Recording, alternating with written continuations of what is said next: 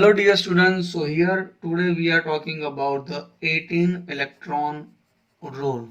Now this 18 electron rule was first given by the scientist called Irving Langmuir in 1921. Okay, so he had given one formula, that is Vc is equal to S minus E. Now what do you mean by the Vc? So that is the shared electron. Okay, now what do you mean by the S? So when we are talking about the organometallic compound, it can have a 18. Okay, for the completion of the octet, you can have a 18 electron, and when we are talking apart from the organometallic compound, you can have a 8 electron. Now what do you mean by the E?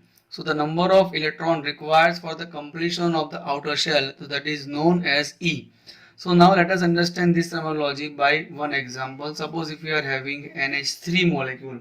So in NH3 molecule, here hydrogen can give 1 electron. So 3 hydrogen can give a 3 electron. So now what do you mean by S? So here we are not talking about the organometallic compound. So we can put over here 8.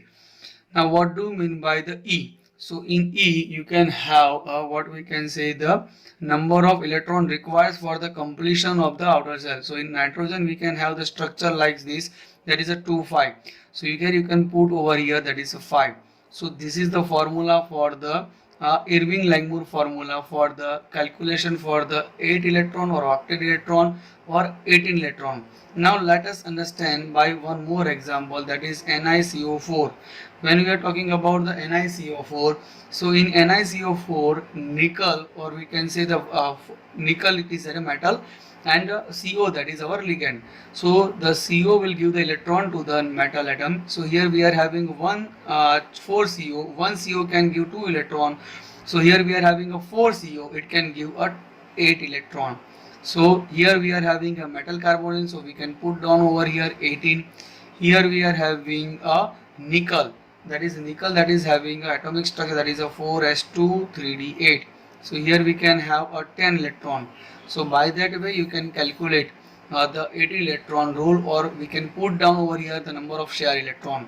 So now I will give you one more example to calculate the 18 electron rule, or how we can proceed for the 18 electron rule. So before going for the calculation, you have to remember the periodic table, mostly for the 3D element, 3D block element, 4D, 5D and 6D. So now let us try to draw the periodic table, that is SC over here, Ti, V, Cr, Mn, Fe, Co, Ni, Cu, Zn. So this is our 3D block element. Now let us talk about the 4D and 5D and 6D. So here we are having YZR, HF, RF. Okay, here we are having NB, TO, TAW, RE. Here we are having TC, RU, RH, PD, AG, CD. Here we are having OS, IR, platinum. Here we are having AU. Here we are having HG. Now let us understand DB, SG, BH, HS, MT, DS, RG, CN. Here we are having lanthanum series and actinide. There is a lanthanum or actinium. So now this is our 4D block element, this is our 5D, and this is our 6D. Now let us understand by one example. Suppose if we are having SC. Okay, now SC we are knowing that 4s2 3d1 configuration.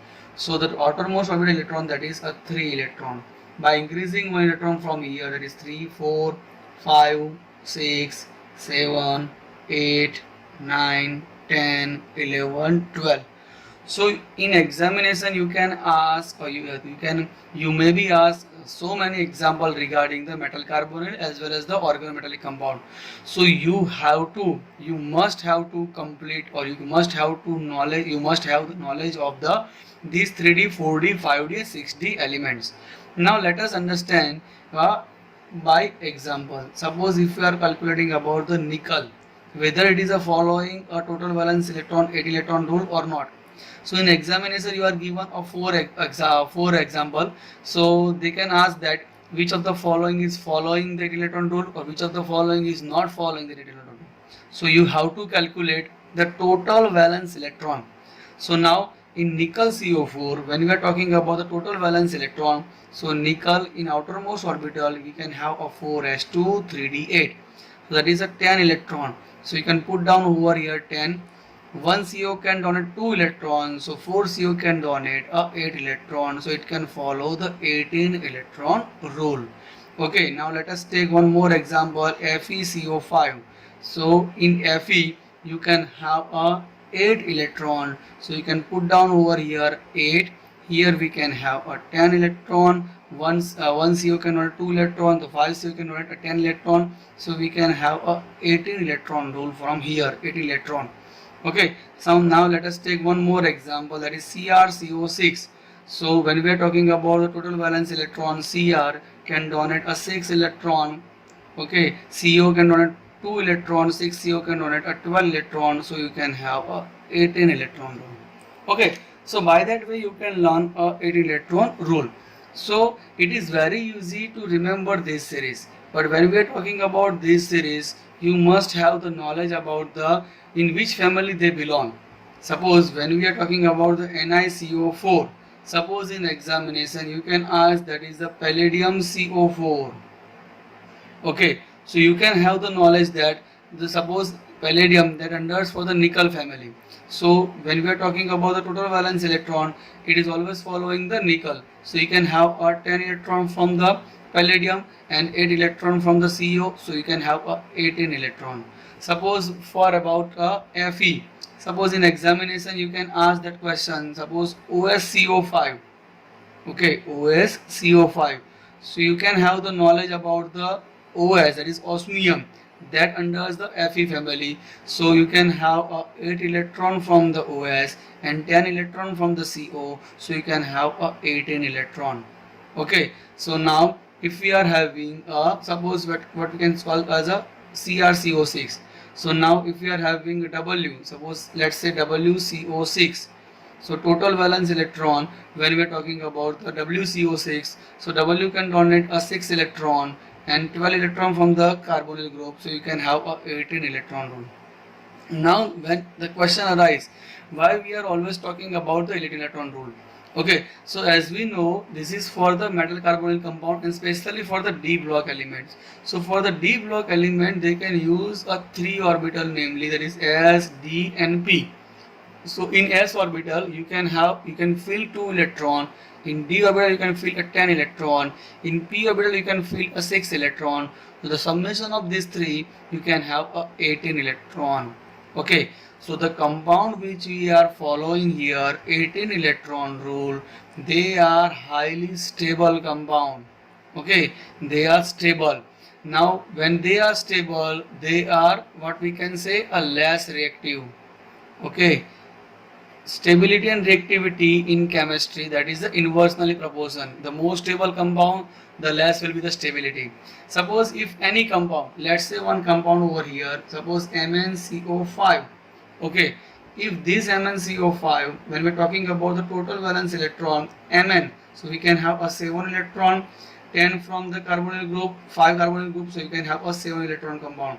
So it is not following 18 electron rule, so it is not a stable compound.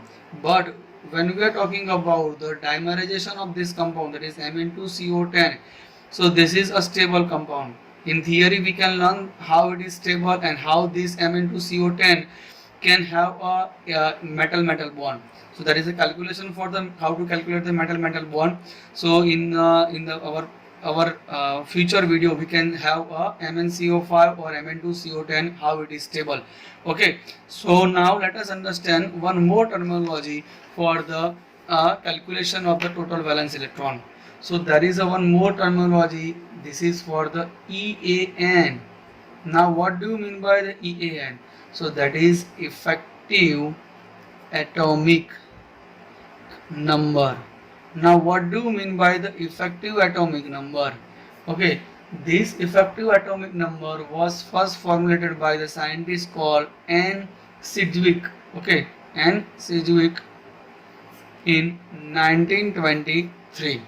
Okay, so now how we calculate the EAN? So now let us understand by its one of the example. Let's say NiCO4. that we are talking always about the metal carbonyls because that it comes for the metal carbonyl chapter. We are not talking about the any other organometallic compound. We are only focusing on the metal carbonyl compound. Okay, so here we are having a NiCO4. Now if I want to calculate the EAN, so now let me clear one thing for the EAN and 8 electron rule. For the EAN, we are taking the atomic number of the metal. So in nickel, the atomic number of the nickel, that is 28. 1 CO can donate 2 electron, so 4 CO can donate 8 electron, so you can have a 36 electron. Now this 36 electron, that is equal for the krypton. So you have to remember one series, that is for the noble gas, that is HeNeArKrXe and Rn, that is 2, 10, 18, 36, 54, 86. So if any compound follows that series, it means it is a stable compound, it is a stable metal complex. Okay, so now let us understand one more example, that is FeCO5. Okay, so for FeCO5, when we are talking about the EAN, so you have to take the atomic number of Fe. So Fe, that is having a 26 atomic number, 2 electron from the CO, so 10 electron from the CO, you can have a 36 electron, so that is equal to the krypton. Okay, so now you have to remember, so that is EAN, and what is the difference between the 18 electron rule. So now suppose if you are having a 18 electron rule, how I calculate electron rule?